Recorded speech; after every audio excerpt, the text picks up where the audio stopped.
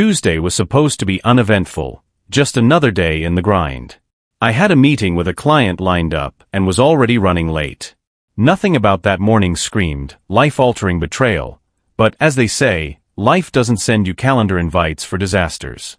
I was about halfway to the meeting when I felt this weird, nagging impulse. Call it intuition, gut feeling, or just a subconscious nudge. It told me to stop by the Brood Awakening, the coffee shop my wife, Lisa, and I frequented. She wasn't supposed to be anywhere near there. She'd told me she was swamped at work all week. But something about that gut feeling wouldn't let me shake it off. So, like a man driven by instincts he doesn't quite understand, I pulled into the parking lot.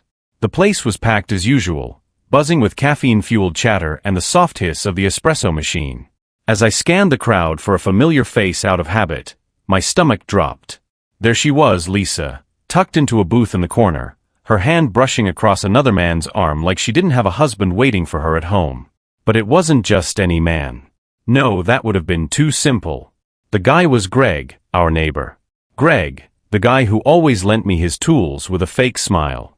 Greg, who is also married to Lisa's best friend, Jenny. I stood there frozen, a mix of anger, disbelief, and some weird amusement at the sheer audacity of it all. The logical part of me wanted to leave, to pretend I hadn't seen it. But another part, the petty, vindictive part, decided I needed to do something. I stepped outside, fumbling with my phone as I dialed my brother Mike. Mike, I'm about to kill someone. You got bail money? His voice stayed calm, as always. Slow down. Who's the target, and do you really want to spend the night in county lockup? I explained the scene, my voice low and strained. Mike paused, then let out a low whistle. All right, here's what you're going to do. No violence. Get proof, go home, and let's think this through. As much as I wanted to kick Greg's chair out from under him and make a scene, I knew Mike was right. So I took a deep breath, marched back inside, and planted myself in a booth across from theirs. The guy sitting there looked confused, but I muttered something about an urgent situation, and he graciously moved. From my new vantage point, I had a clear view of their little romantic meeting. They were leaning in close, whispering, smiling, touching hands. It was textbook cheating, the kind of thing you'd expect to see in a bad soap opera. I pulled out my phone and snapped a picture of the two of them, my heart pounding in my chest. Lisa looked so carefree. Like she didn't have a husband who trusted her, or a friend whose life she was about to ruin. I didn't confront her right then and there. No, I wanted her to think she was getting away with it. That made my revenge even sweeter.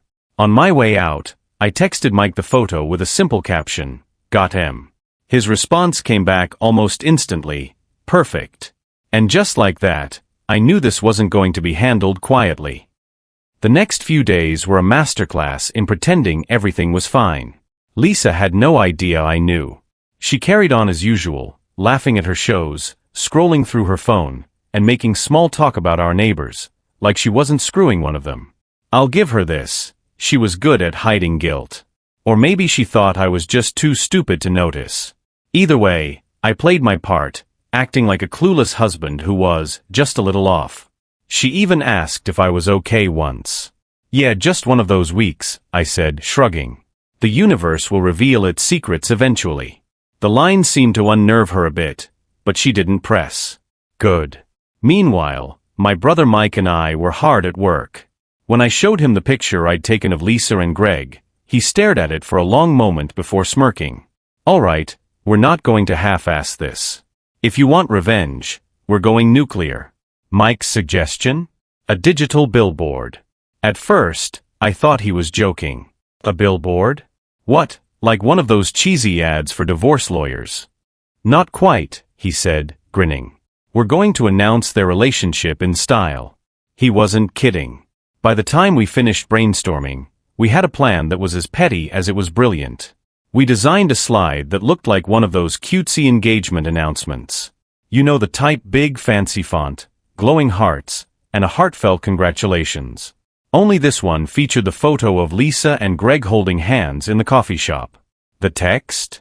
Simple and to the point. Congratulations on your new relationship. Love, Dan. I wanted it to be big, bold, and impossible to miss. We found a prominent digital billboard in the middle of the city, located near some of the busiest restaurants and shopping centers. The spot was prime. It was expensive, sure, but this wasn't about money, it was about making a point. On Friday evening, the slide went live. To make sure everyone saw it, I paid extra to have it run during primetime slots. Mike and I parked nearby to watch it light up for the first time. When it did, I couldn't help but laugh. There it was, my revenge in glowing LED for everyone to see. People passing by stopped, thinking it must be some kind of romantic love story, pointed and took pictures. Cars slowed down. It was perfect. But the real piece de resistance was dinner in that evening. I invited Lisa to dinner, and at the same time invited Greg and his wife Jenny to join us at a steakhouse, which, as it turned out, was quite coincidentally located right next to the billboard. Mike, of course, was also with us. The seating arrangement was key. Lisa and Jenny were positioned so they had a direct view of the sign while Mike and I sat across from them. The meal started off normal enough. Small talk, awkward laughs, the usual. But then I noticed that Lisa accidentally glanced at the billboard. At first, she seemed confused, squinting at it like her brain couldn't quite process what she was seeing. Then it hit her. Her face went pale. She gripped her wine glass so tightly I thought it might shatter. Her eyes darted back and forth between the billboard and her plate like she was trying to will the sign out of existence. "Are you okay?" I asked, feigning concern. I don't feel well," she stammered, pushing back her chair. "I need to use the restroom." Jenny looked worried. "Do you want me to come with you?" Lisa shook her head and bolted, leaving her napkin and dignity behind. Mike leaned in, smirking. "You think she's figured it out yet?" "She's either panicking or having a stroke. Either way, I'm good." Lisa didn't come back to the table. Instead, Jenny's phone buzzed. She glanced at the screen, her expression shifting from confusion to shock. Then she gasped, loud enough to turn a few heads. "What the hell is this?" she said, holding her phone up for me to see. The photo on her screen was a snapshot of the billboard. The timing couldn't have been better. Someone had already taken a picture and sent it to her with a message. "WTF is going on with Greg and Lisa?" I barely managed to keep a straight face. Wow. That's really something." Jenny looked like she'd just been slapped. "Greg," she hissed, turning to her husband, who had gone beet red. Greg stammered, his hands fumbling like he was trying to grab an invisible lifeline. I don't know what this is. Someone must be playing a prank or something." Jenny wasn't buying it. She stood up, eyes blazing, and stormed off toward the restroom. Greg, like a dog knowing he was about to get put in the kennel, reluctantly followed. Mike leaned back in his chair, casually swirling the whiskey in his glass. "Man, you couldn't write this better. You think she's smacking him in the bathroom yet?" I shrugged my shoulders. "I guess so. Let's hope he gets what he deserves before he tries to slip away." Jenny came back first, her face tight and flushed with anger. She grabbed her purse and keys, muttering something about not wanting to deal with this circus. Greg trailed behind her, his head down like a kid caught stealing cookies. Without another word, they left. That left just Mike and me at the table. Lisa still hadn't returned, but I wasn't in a rush. I motioned for the waiter and asked for the check. Just as the bill arrived, Lisa emerged from the bathroom. She looked like she'd aged 10 years in the past 20 minutes. Her eyes were red, her makeup smudged, and her hands were shaking as she gripped the edge of the table. "Dan," she started, her voice trembling. "Please let me explain." "Explain what?" I said, keeping my tone deliberately calm. "The billboard? The affair? Or the fact that you thought I wouldn't notice?" Her face twisted into something between guilt and desperation. "I didn't mean for it to happen. It was a mistake, I swear." Mike snorted, barely bothering to hide his amusement. "Yeah, mistakes usually involve tripping over someone and falling into their lap repeatedly." I couldn't help but laugh, which only seemed to make her panic more. "Dan, please. Can we just talk about this at home? Privately?" "Sure," I said, standing up and tossing some cash on the table for the tip. "But don't expect a warm reception." Lisa tried to grab my arm as I walked past her, but I pulled away. I'll see you at home. If I'm still there when you get back. Mike and I left the steakhouse, the billboard still glowing behind us like a beacon of humiliation. When Lisa finally came home, I was sitting on the couch with a drink in hand. She looked exhausted, like the weight of the evening had finally crushed her. "Why, Lisa?" I asked, not even bothering to hide the cold edge in my voice.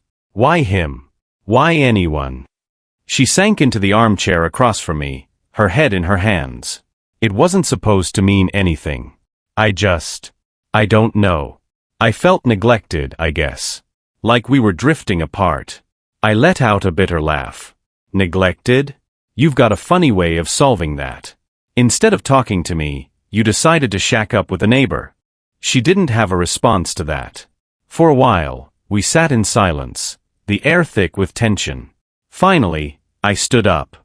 "I'm done, Lisa. I'm filing for divorce on Monday." Her head snapped up, her eyes wide. "Dan, no. Please, we can fix this." "Fix it?" I said, laughing again, this time harsher. "Lisa, it's already broken. And just so we're clear, the billboard stays up. I paid for the week." She sobbed into her hands, but I didn't feel even a shred of sympathy. That night, I locked the bedroom door, took a long shower, and slept better than I had in a long time. By Sunday morning, the billboard had become a local legend. People were stopping to take pictures and post them all over social media. It was the kind of scandal that small cities live for, a suburban soap opera in real life.